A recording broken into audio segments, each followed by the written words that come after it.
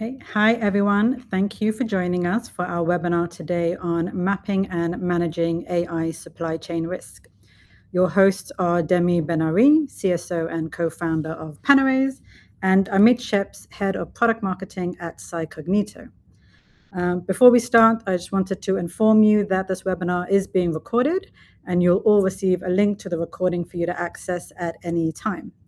We're also going to leave some free time at the end of the webinar to respond to any questions you may have. So please be sure to submit those at any time in the Q&A section. You can also use the chat function if you have any specific questions about Panorays or CyCognito, any questions about what you see here today, and we will respond to you there. Okay, thank you. Over to you, Demi. Let's see if we'll pop up. Hello, and thank you very much, Michelle, and thank you everybody for joining. As Michelle mentioned, I'm Demi Ben-Ari, one of the co-founders and the chief strategy of Panorays, and to me, we will be joining Amit. I think you're also on, or not yet? Here is Amit. Welcome. Now I am. Great to be here. My name is Amit Sheps. I'm leading the product marketing here in CyCognito. And let's start. Let's let the party begin. Yes, indeed. Let the party begin. So again, thank you, everybody. I think you also saw the agenda, or kind of like the main title of the talk, and it basically came from the need of all of the customers that we're hearing, both at Panorays and at CyCognito, about the new emerging, I would say, great trend that eventually ends up of frightening most security practitioners and compliance people all across the board. And actually, we wanted to speak about actually mapping these AI engagements, I would say that broadly, and how we can basically identify them and start becoming actually the business enablers and not becoming gatekeepers, as happens, I think, in the world of cybersecurity in the last 30, 40 years. So we'll start off of basically identifying and defining the problem. Okay, what's the agenda and what we're trying to achieve? Because we're trying to combine, I would say, efforts and knowledge from what we got as an engagement with the field, and try to help you to form a program that actually makes sense to keep track on all of these AI enabled tools and abilities that are being introduced to every one of the organizations in the world today. And yes, there is much back pressure, I would say, to CEOs, boards of directors, and many, many people in the operational aspect of all of our customers and companies in the world to add that AI powder to the mix. And of course, let me kind of describe the outline of what we'll be discussing right now. The AI supply chain challenge. I say that really, really broadly because it can be something self-implemented by the company. It can be a tool that is being used and being leveraged on the on-prem environment. It can be something that actually exposes usage of another tool, another SaaS service that we might be actually using, and downstream supply chain as far as it goes. So we have to build some kind of resilience across that aspect and be agile enough to respond to all of these requests. And of course, do that in a most secure manner possible for us not to expose ourselves to new threats. And yes, we will, but eventually to be able to mitigate them as fast as possible. And show you how that combination of the internal mapping and identifying all of these paths of risk, and also how to look on the downstream supply chain, because everybody are starting to use AI.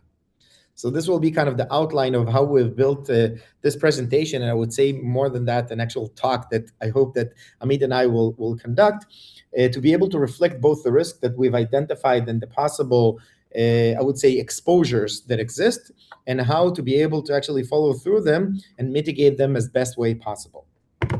And of course, just like Michelle mentioned, feel free to be collaborative. We will try to look on the Q&A section as much as possible, and also on the audience chat.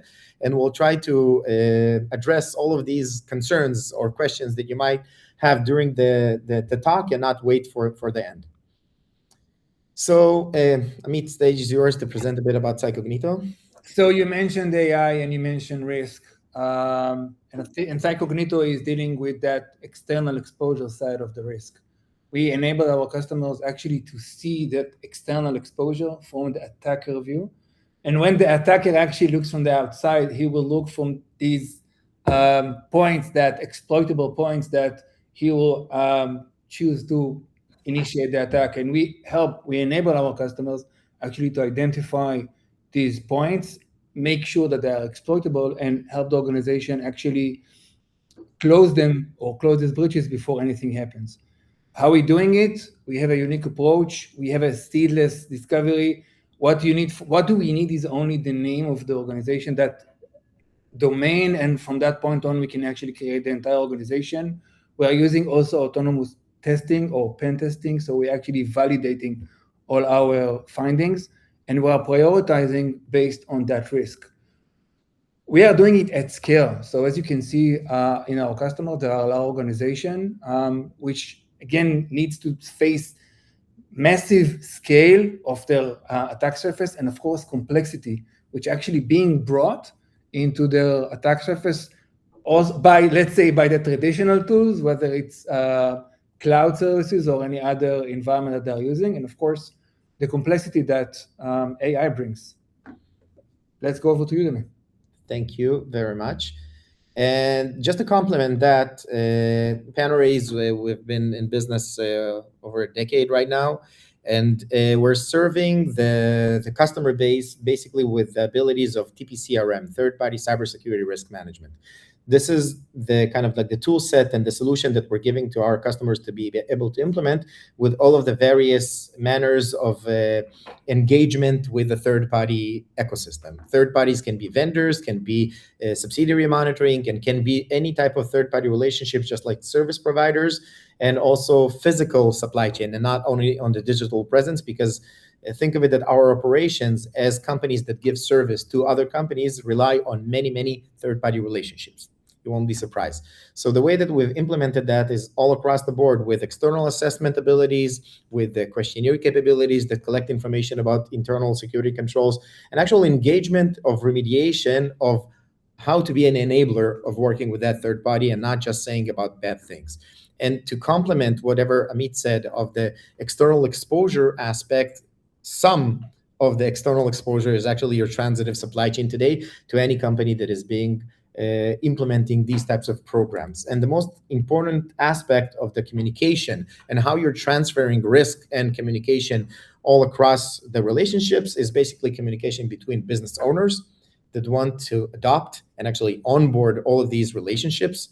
And again, some of that might be Shadow IT and evolving to Shadow AI today, and all of the rest of the things that we're introducing to our environment between the practitioners, the CISO, GRC managers, relationship managers, TPRM managers, etc., and security practitioners, and the third parties in plural, the vendors, the subsidiary companies, etc., and all of the rest of the people that are involved. Because again, it's a people and communication problem that we're solving in the space of security, privacy, AI, etc. So this is basically the tool set that we're giving to all of our customers, from the smallest to the biggest ones, and it's a network effect, all of the relationship between buyers and sellers. And this is also the solution set that we're combining efforts with solutions just like CyCognito, etc., in the world of exposure management as well, to complement the whole ecosystem of relationships and how they communicate in the manner of business. So that's a bit about both of us, I would say. And if we start speaking about how it actually combines to the whole story and the whole problem set, is understanding firstly what we have. Okay, so the visibility gap is really evident, and you can see that with both perspectives. If we take the exposure management role, right?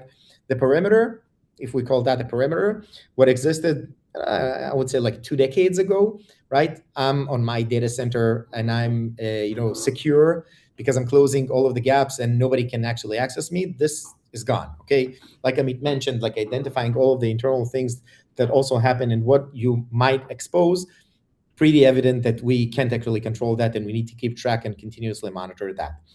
But not only that, once you actually open up, right, to something else, let's say integration, SaaS solutions, that you might also create a connection between internal assets, etc. And of course, the transitive supply chain that we also spoke about, because the companies that were using the integrations are also using third parties to conduct their business, right? And the rabbit hole goes really, really deep. So right now we can assume that we have to also create a combination of this program that we're trying to put in place. And I'm not even speaking about specific tooling. And even the examples that we'll give will be in the general case of implementing a program that fits your need, your industry, and also your use case and volume, right? Because somebody that says, okay, I have only 5 third-party relationships means that they have a gap of visibility, okay? And it's really important to also mention when we implement these types of programs. Okay, Amit. So, in 2022, something was changed. ChatGPT was first introduced, and from that point on, we see a race between, currently it's 3 vendors. It's OpenAI, Gemini, and I forgot the third one, Claude, of course. But what we can see from that point, we see many things, whether it's functionality or buttons, which were launched since then. So on the application side, we suddenly saw AI assistants, AI chatbots, Copilot, of course, for Microsoft. We have AI agents now, and of course, many AI generators that generates, whether it's subscription or transcripts or whatever we will wish that Gen AI will generate for us. And from the infrastructure side, what we are seeing is that first, I use the Olama as the, let's say, neutral LLM presence. We have also orchestration, the end-to-end orchestration layers. Of course, the new interface is prompt. Any application is not perfect without it. And of course, new APIs. So we have the MCP to interconnect between the elements of the AI. It's not if we don't have enough elements that are talking to each other. This actually brings another level of complexity to our attack surface. So we knew, so to say, the usual suspects, we knew the web apps, we knew cloud workloads, we knew specific elements, and we knew the risks, and we even get acquainted with it. And these guys actually brought a new level of risks, a new level of attacks. So now the level of complexity within your attack surface, again, changes, again, grow. Now, this is, so to say, the application.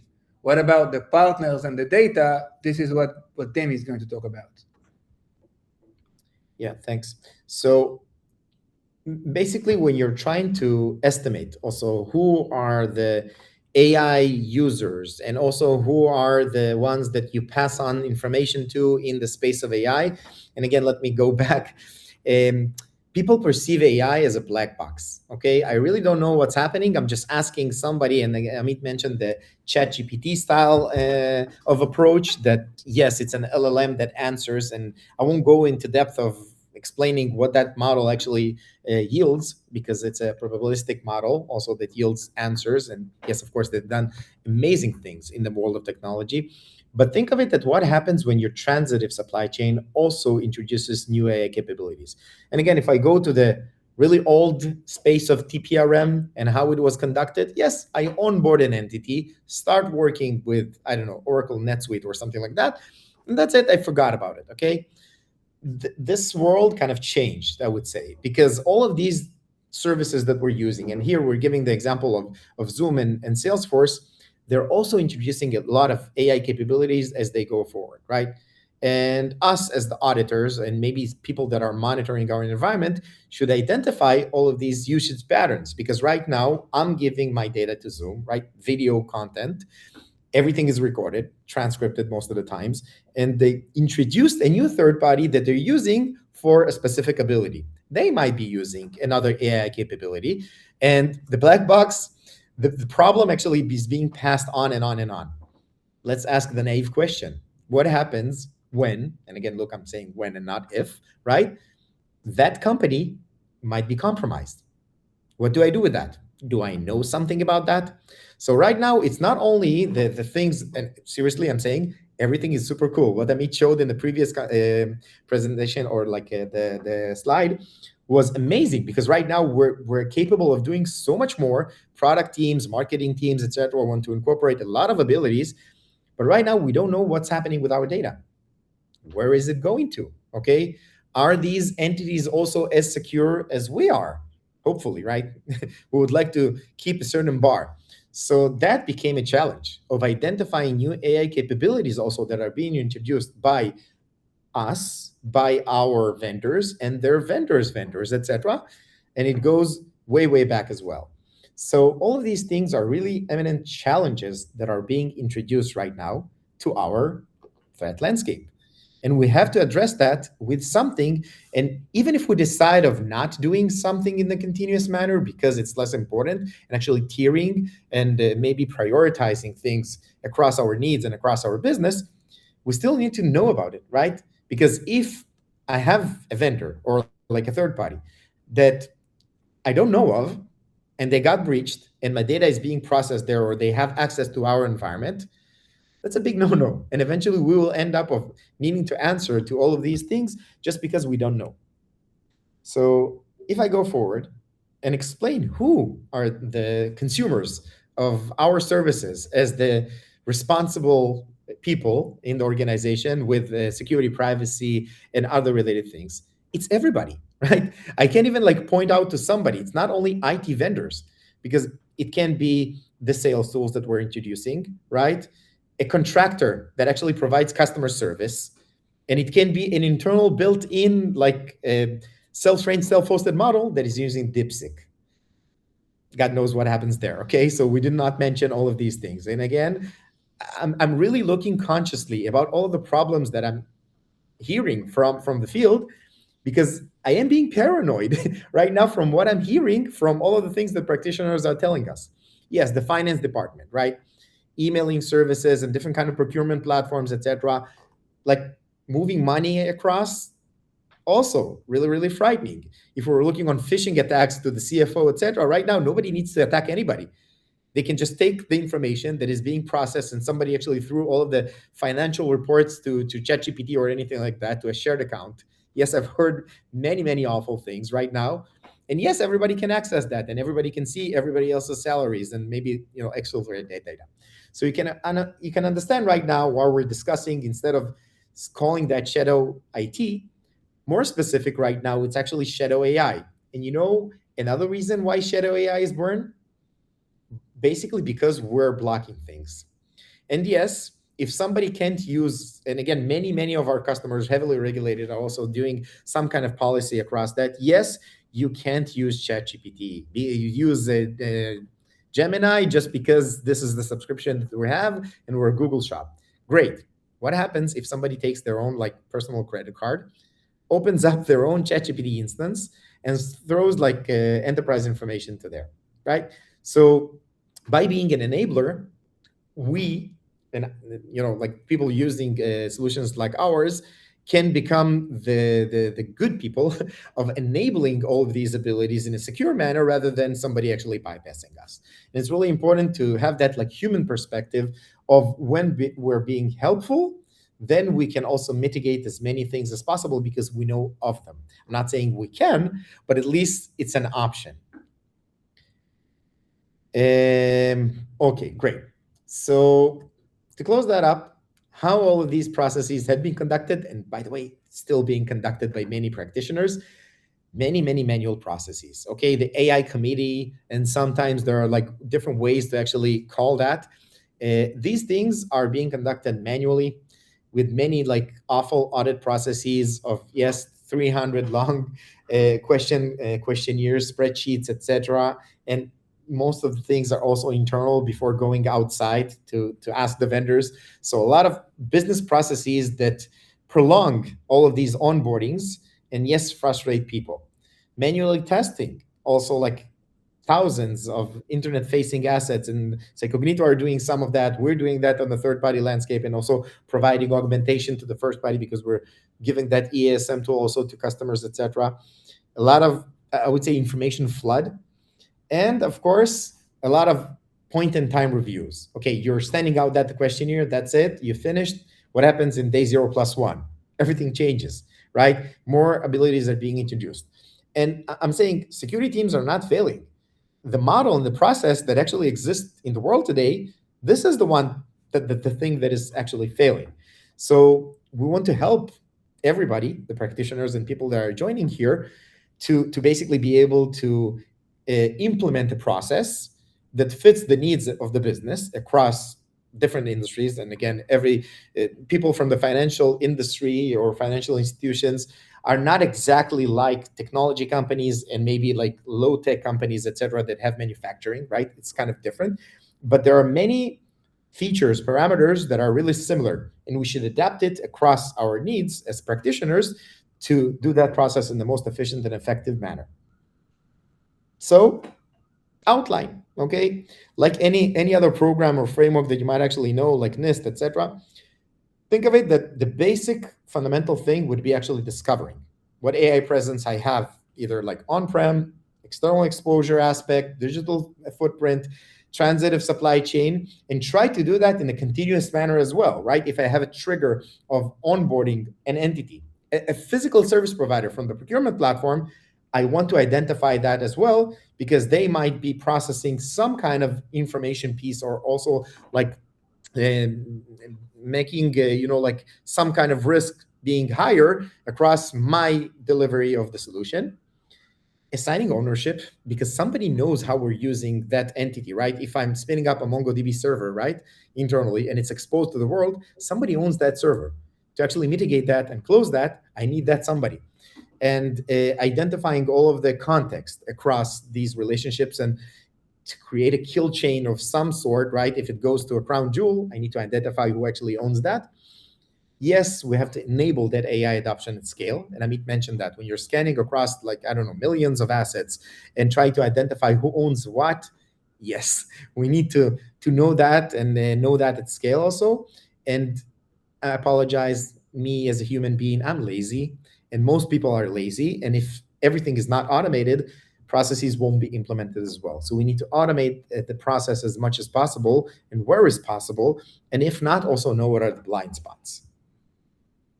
Stage is yours as well. Yeah. Okay, so I will connect Demi's word on the framework with the discover and the assign.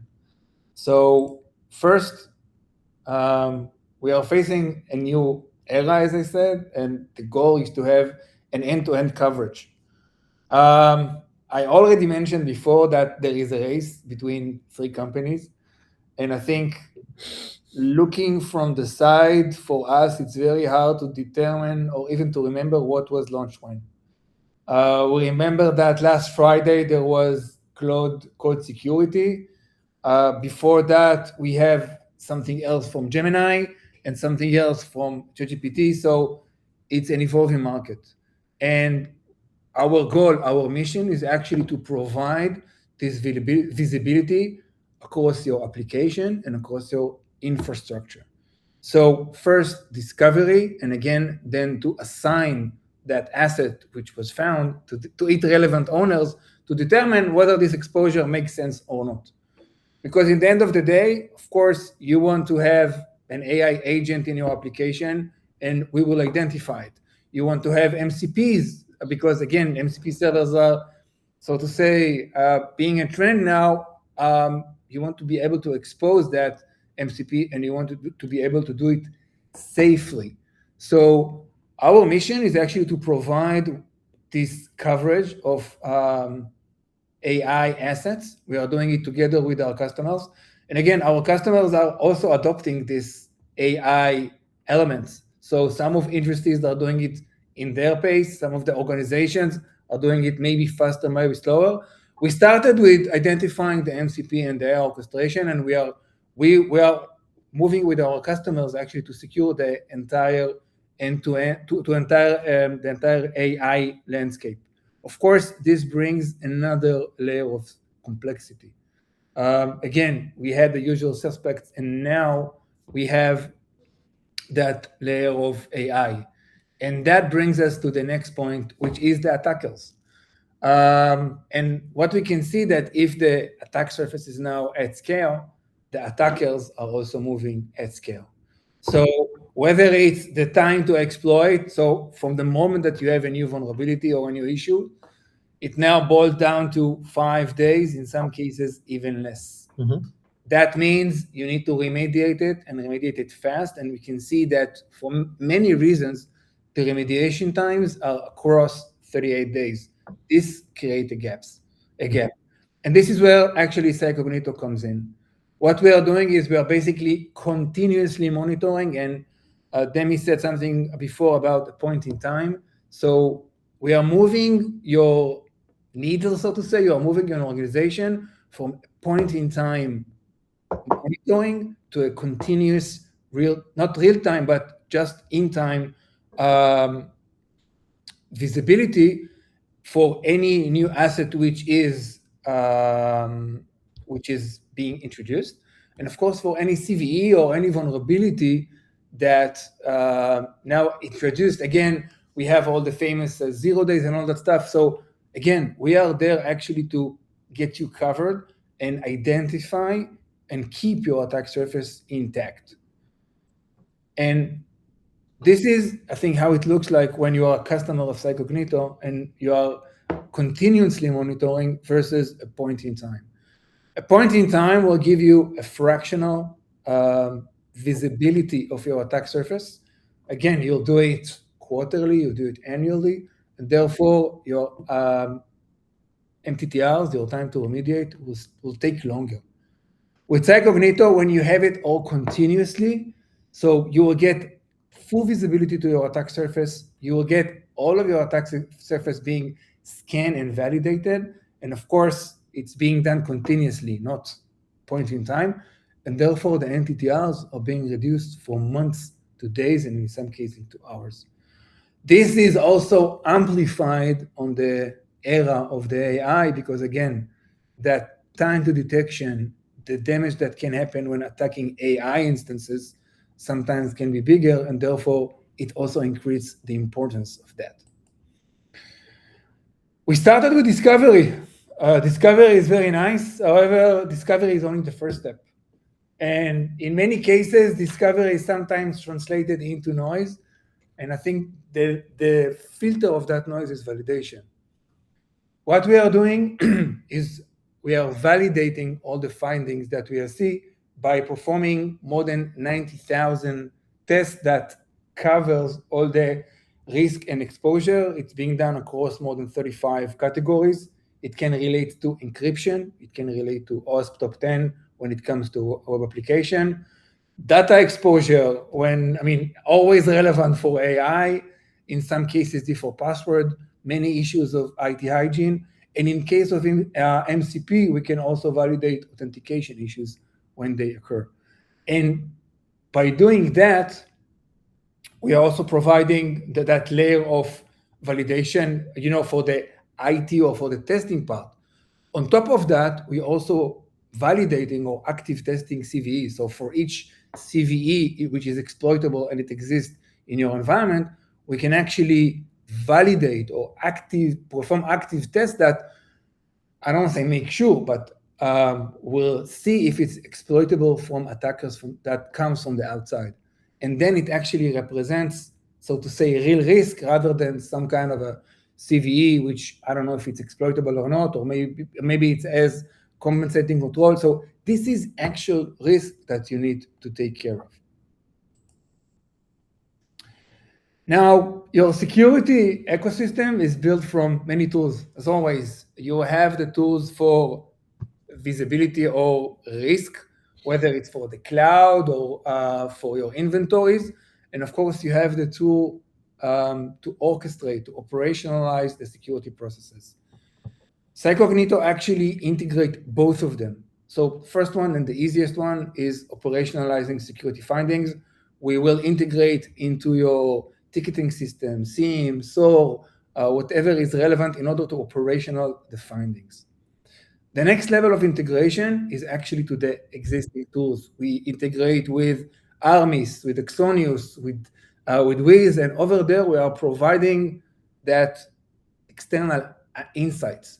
So what we are doing is we are actually identifying what we call holistic exposure management. So we are identifying attack paths that actually starts from the external and actually ends with the internal. So we are connecting the dots between external risks to internal assets, providing actually much higher prioritization and actually finding risks which are more, again, imminent and cause damage rather than the theoretical risks. And the last part, of course, is our customers. In cybersecurity, unfortunately, you can never tell your customer names. However, you can see from the categories, we have quite substantial organizations. And this is what we did for them. So we increased the visibility up to 30 times. We increased the testing coverage up to 20 times. And what we can see that we actually manage to reduce their MTTRs and prioritize the risk from months to days, from 90 days to 12 days. So, and this actually, and closing back the loop, you remember that we spoke about time to exploits, about the windows that are being shrinking, and this is actually ties up the remediation gaps to the exploitation or that exploit windows of the attackers. The floor is yours, Demi. Thank you very much. Okay, so I think prior to me advancing to the complementary part that I speak actually about the TPCRM portion and also the supply chain, I'd rather actually maybe answer a couple of questions that the kind of studio is telling me that was surfaced by listeners. So I will start with maybe a shorter answer, right, of something that was asked in the chat about Cloud Code security and how it's relevant to Panorays and how we scan different or differs in terms. So it's different. I agree, okay, because mostly what Anthropic actually released both on that and the dynamic aspect of the security testing 2 days ago, like this was over the weekend, and they released something also over Monday. Cloud Code security actually connects to the code that is being generated by the tool set and also looking on the world of SAST, right? Static application security testing. And it looks on the deliverables that AI are generating and how to mitigate vulnerabilities there. And yes, many tools in the world of SAST that are being implemented. And I would say that what Anthropic did with Cloud Code security is actually augmenting all of these tools and maybe replacing some. We're not going to the code base, especially when we're looking on third-party relationships, because we're integrating with these types of tools. So as an example, if we have identified many things, and I have many like interesting stories, intriguing stories about how customers are combining efforts of third-party risk and actual like code deployment. I can give you that example. We're augmenting the process itself. So as an example, if you are using and have identified things in your code base, Git repositories or any other source control possible, right? And deliverables and maybe even running on top of like dynamic code that had been loaded, automatic pity or something like that, we can augment and tell you what type of abilities this entity that is being defined as a company right now that you might be leveraging and using their abilities are doing with the AI, and creating ownership, just like we spoke about that, right? Who owns this piece of code? Who owns this repository or this ability that had been introduced? So to answer kind of Josie, right? Josie's question, it's basically augmenting all of these processes that actually yield the deliverables and whatever is dynamic and actually running on your environment. What Cloud Code and security had introduced to this like space is more in the aspect of the previous cycle or like stage in the cycle of software development. You created the code, you audit that and create maybe mitigations and fixes or surface gaps around the code base before the deliverable is actually deployed in the dynamic environment, in which basically both CyCognito and Panorays actually assess on the ongoing basis when it's live. And I hope it answers. And if you want extra elaboration about something, Josie, really feel free to write as well. And another question that had been raised, and thank you very much, Amin, Around, and let me read that back also. I will omit the compliment and thank you.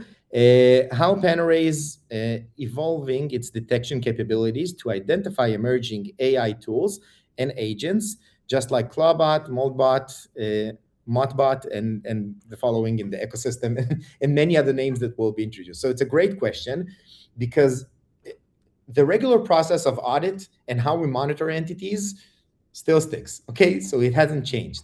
The thing is that we actually created a solution that supports all of these emerging velocity type of AI onboardings to augment another pillar, both in the questionnaire aspect that creates like the internal audit of controls and how things have been implemented when you're interacting with the third-party relationships. That's one.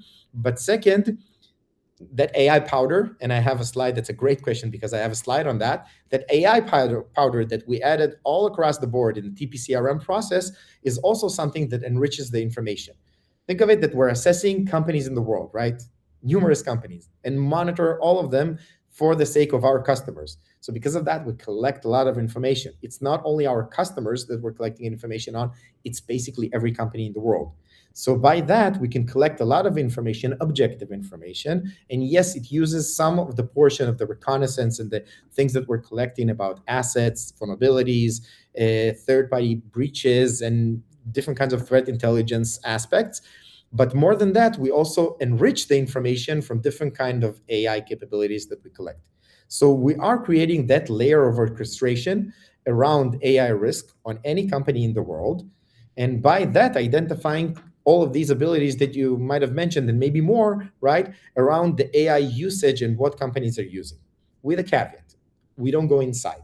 Okay, so because of that, we do collaborate with a lot of entities, just like Amit mentioned, with the asset management space. I won't even start mentioning all of the partners that we do have, but you have to understand also from our perspective as vendors providing solution, I think the collaboration and integration between worlds is what provides practitioners the best visibility possible to any environment.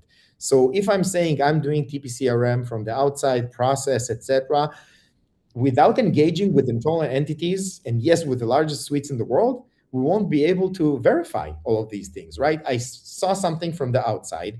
It looks suspicious, but maybe it's okay because it's behind the firewall, right? Or rules that are preventing that. So because of that, we're doing a lot of cooperation, just like with CyCognito as an example, but many others, right? That combine efforts and create correlations that minimize noise. And this is our approach of how we tackle that ecosystem problem, because eventually we have our own limitations with any type of engagement. We do have access to the internal people actually, auditing them and them providing feedback about different kinds of things. But that whole, like coming to a customer's premise, identifying the ecosystem of tools that they're using, and combining efforts between us to be able to provide the most accurate picture for you guys to actually use, this is our like safe haven and good place, right? Because eventually you will be able to minimize the noise and actually reflect to the things that really matter, and not like create a lot of noise and not know even what to do and what to prioritize. And I hope it answers them in. Okay, so going forward, I think the easiest way for me to describe that, what's the problem of the third party and supply chain aspect, explaining what we did as Panorays as vendors. And then what type of capabilities we're using in the space of AI, how we were audited, and also it reflects to that space of how you're conducting that audit to a third-party entity when you're engaging. And it does not differ much, by the way, from what Amit described, how you're identifying different kinds of AI capabilities. So yeah, we started using AI when it wasn't that cool, okay, prior to 2022. And we created an actual like self-hosted and self-trained model. So that's one way of implementing. And a lot of companies are also doing that, especially with the companies that are creating foundational models as well, right? It doesn't really matter, by the way, if it's an LLM or what we created with, which I call an SLM, a small language model, because it really specifies in our space. We have a decade long of information that we have collected in our space. And that's why it's super accurate in what we do. And it does not create any hallucinations. That's one piece. Yes, of course, We evolved that with natural language processing and machine learning all across the board, because you have to have all of these components to actually data crunch and surface the relevant insights. And of course, if we won't evolve, and trust me, we're not AI experts, just like Gemini or OpenAI or anything like that. But we will leverage all of the abilities because we're a Google shop. Why not? So augmenting all of the information pieces that we do have in platform, we also leverage in some aspects with consent of customer, and I will say a lot of stipulations to that. We do have that ability also to collect information from the external domain and using different kinds of LLMs as well to enrich our information piece. What I've described right now is a really complex thing, okay? And this is me knowing that as the previous CTO or like CSO, call me whatever you want, right? But right now, what happens when I'm being audited by one of our customers, business partners, or anything like that? How hard might that be to actually explain what I said at first? And who said that the one that is auditing us actually knows what I'm talking about? So creating that common language is the first initial thing that we're trying to, connect between the dots between even business owners. Okay. And again, not to undermine anybody, but will somebody from finance actually know to speak the language that I spoke right now? So bridging the gap is a key factor of actually identifying and knowing how to respond to all of these audit processes and understand scope. And this is basically what we do, okay? And if we start off speaking about regulations, right, or different kinds of frameworks that we need to adhere to, yes, because our customers, financial institutions, healthcare providers, or maybe like any company in the world right now has its own standard actually of doing things, okay? If somebody comes from the automotive industry, they have a variation of ISO 27001 that is called TISAX, okay? It's similar, but different. And right now, we need to connect the dots between all of these things. How had it been done in the past? Yes, awful questionnaires. And why use, I would say, traditional old methods when we can enrich that information piece with the whole suite that we've created? And this is what we're putting focus on, especially when we're doing different kinds of supply chain discovery to minimize noise, okay? And the ESM engine that can correlate to exposure management platforms, just like CyCognito, to enrich that information piece, right? Because we're doing different kinds of discovery mechanisms, etc. And a bit of threat intelligence and a bit of understanding also about the third-party landscape and how they might be exposed. So all of these things are things that customers, practitioners can implement in a program across our tool set. And this is what we're focusing on when we're implementing any TPCRM solution. And going forward, okay, and how to see we're solving that AI risk problem for both angles, we have to understand the relationship. Who is the business owner that owns this relationship? What is the information that is being processed or served to the third-party entity, and how they're also like managing that, right? If it's a 5-employee company and Microsoft, it's not the same risk, right? Go both ways, because eventually Microsoft is a huge suite, and a 5-employee company also might reflect to different kinds of regulations and standards across what we need, just because they have to comply and they want us paying them or something like that, right? So that like 360 supplier risk visibility is really important with business context of every interaction that you might actually have. But that's not enough, okay? Because Amit spoke about the one-time audit, right? And what happens when you created some kind of process and that's it, you forgot about it. So that like continuous asset and attack path view is really, really important when you're transitive supply chain as well. Understanding the external attack surface, the shadow IT, shadow AI problem. And again, always testing and changing across the landscape of the program, because you don't know what you don't know. And Amit said, okay, it changes on weekly basis. Tomorrow somebody can announce. Some cases on an hourly basis, but yeah. Oh, that's crazy, okay?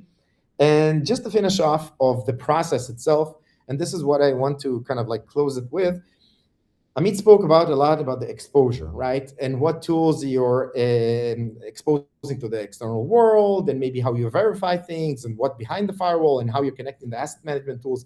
But the basic process of TPCRM, and I'm saying that all across the board, across all of our customer base. The first initial continuous should be continuously understanding your third-party inventory and all of the entities, both of the services aspect, and it can be something that is a physical provider that provides that, just to be able to classify. Seriously, we have customers that have hundreds of thousands of relationships. Without automation and without scope, you can't do anything, okay? You can't have like 100,000 people doing TPCRM. It's not tangible. Then once you've identified context, understood the relationships, etc., the onboarding process, okay, is really important, because once you've understood the scope, how you're onboarding that entity in a secure manner is super important, right? And if we've identified all of that, again, what happens in day 0+1, continuously monitoring just with tools of exposure management as well, and also having that EASM portion on your transitive supply chain of identifying what changed, super important as well, because then you will be able to identify, just like you mentioned, new tools that might have been introduced, new vulnerabilities, new servers being spun up, and context, right? And the last piece that is really, really important, and again, I'm not saying that everybody has to implement everything in day one. That's also a challenging fact, but at least understanding what are your blind spots. The last one would be when something happens, okay? And then you'll have to have a playbook when something happens, who needs to respond, who needs to mitigate what, who to communicate to. Yeah, many customers of ours are facing the challenge of where I read the phone number of the person that is in charge of something, because it happens always on the weekend, okay? And everybody other way, and you need to catch somebody that is not in front of his laptop.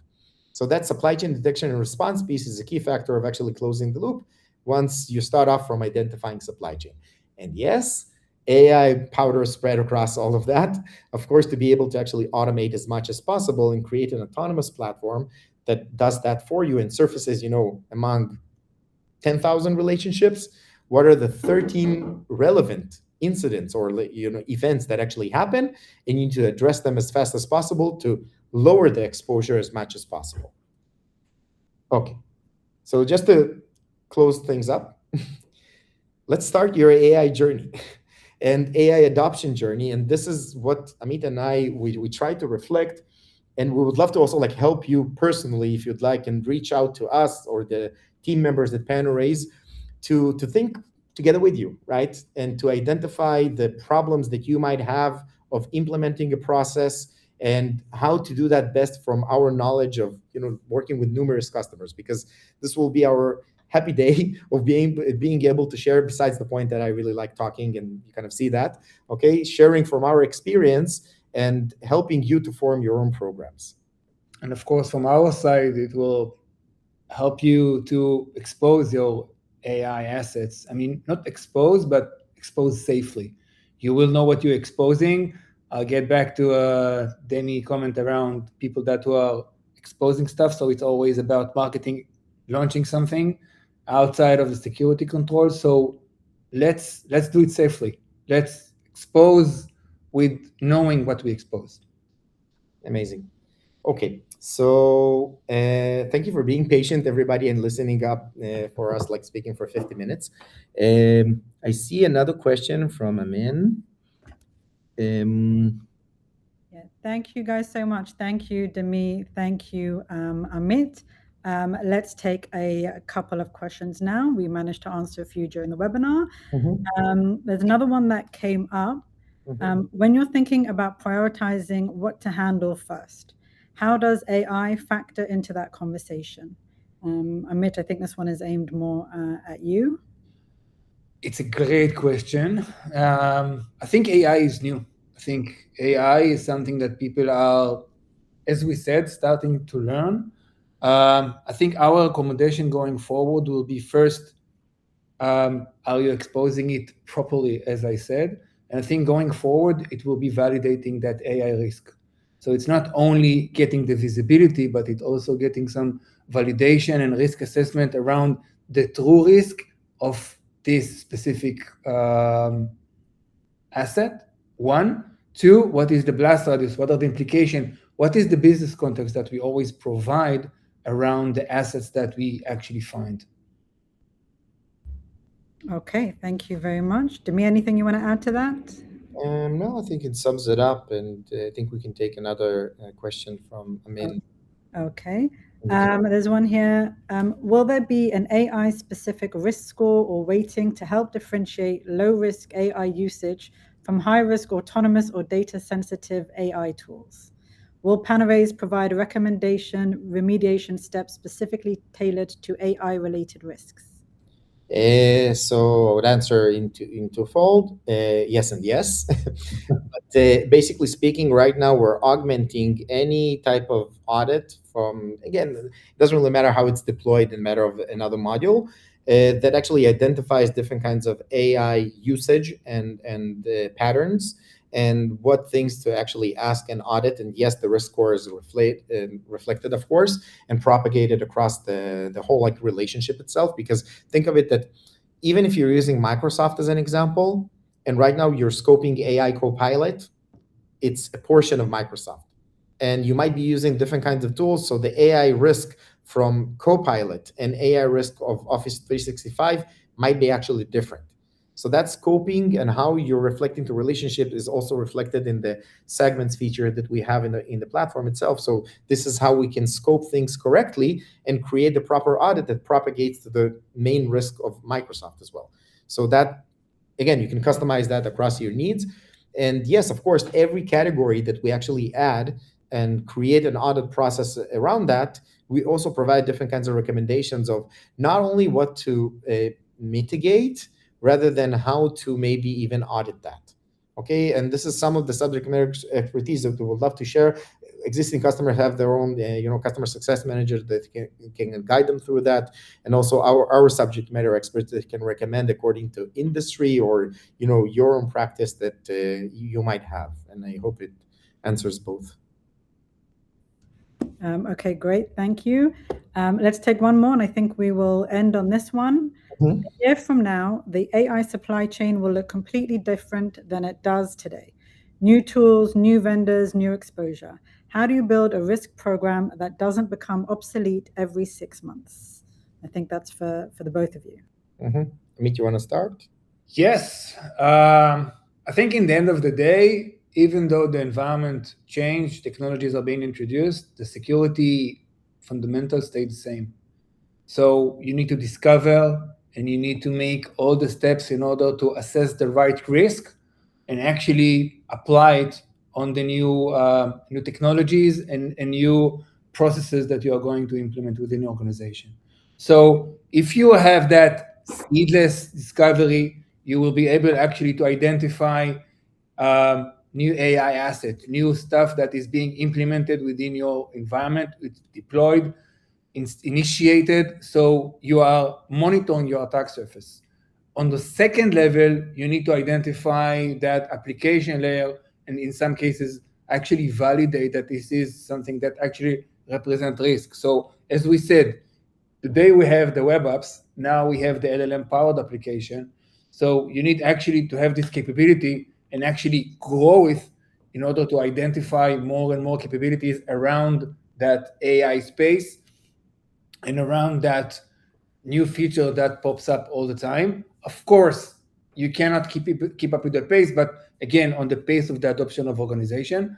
And the third one is actually to validate and make sure that the risks are not theoretical, because again, it will create another wave of noise. And I think going back to Demi's comment, and this is something I mentioned, operationalize the risk. So in order to actually to solve it, you need to find, identify, and actually pinpoint to the person who actually fix it. Demi? Yeah. So again, I agree, and I will complement also with that nothing is static, and you have to also understand that basically when you created a program, implemented maybe wiring or different kinds of tools, as things evolve, you need to reevaluate that. So we said 6 months. I don't know what's the correct cadence for every practitioner, but you need to reassess the program as you go forward, because new things will be introduced. So even on the process of what you're connecting, if we're looking at the TPCRM space, in the beginning, you can start off with all of the rest of the things that you identify, Shadow IT, Shadow AI, then broaden it to the procurement platform and add another layer of who is able to add all of these relationships and keep monitoring them, what to monitor, what we've identified as low risk right now became a high risk because they introduced many more AI capabilities. So right now we need to reassess that process. And also, as information is being surfaced right now, and most of the AI committees are in a cadence, once a week, once in 2 weeks, once in a month.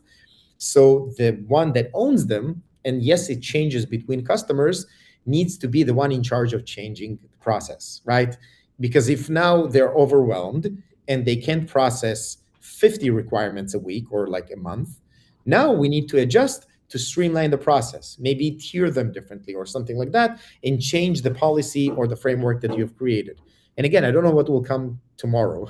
I don't know if Anthropic will create a demi replacement or something like that. And then we will need to reassess that. But yes, of course, we need to reevaluate the program that we've set in a certain cadence to be able to stay current. I think this is the best way to actually still be relevant. Great. Thank you so much. And that's all we have time for. Thank you so much, Demi. Thank you so much, Amit. Thank you for everyone that joined us. We really appreciate you spending your time with us. Look out for that email with a recording, which you'll get in the next 24 to 48 hours. And that's it. Thank you all. Thank you and goodbye. Thank you for joining. Thank Bye, you. everybody. Ciao, ciao. Bye.